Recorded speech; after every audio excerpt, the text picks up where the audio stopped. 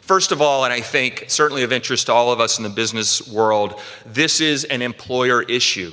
We have growing workforce needs in the US and Virginia across virtually every sector of the economy. And I saw recently from a pretty credible source that today in the United States, there are 6 million job openings across the country. Certainly some of those openings, employers may be slow playing the hiring of people, but there's no doubt, and I see this in our own business, that part of this is due to a skills gap. These are openings that we wish did not exist in our companies, where there is a lack of talent that matches the skills that we need. And because of that reason, we simply can't afford to leave behind a large chunk of our workforce any longer. Because we simply haven't invested in the right time to prepare them from the earliest stages of their lives to be productive members of the workforce. And interestingly, this notion of the importance of multilingual capabilities, it's certainly something that I see in my business. I'm sure many of you do too. And this research certainly drives home the point that these skills are not only useful, but the knock-on effect of the cognitive benefits of developing and embracing our multilingual citizens at an early age is just so important. Secondly, this is also an employee issue. We see this in Charlottesville all the time. A strong early education network is critical for attracting and retaining employees. Our working parents need quality, safe environments for their children.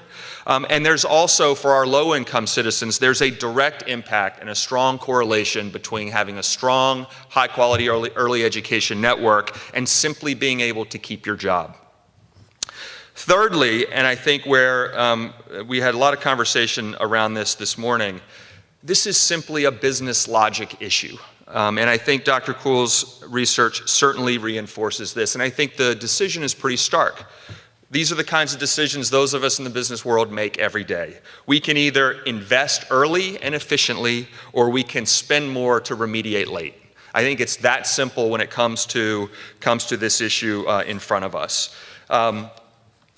For those of you who make these decisions in the business world every day, try to think of a time where fixing something down the road cost you less time and energy than getting it right out of the gate and building from a strong foundation. I can't think of a time in my 20-plus years of working in the business world where that's been the case. So the studies all are behind this. They demonstrate that the returns of high-quality pre-K education generate strong returns. $1 invested, and depending on the study, whether from the Gates Foundation or the Minneapolis Fed or anyone else, generates $8 to $17 of return on investment down the road. Quality is also a critical part of this, where the research suggests that not just any early education and not just any programs have the positive desired impact, but they have to be of strong quality. And this is no silver bullet. This is just one part of the ingredient, but it's such a strong foundational piece of this.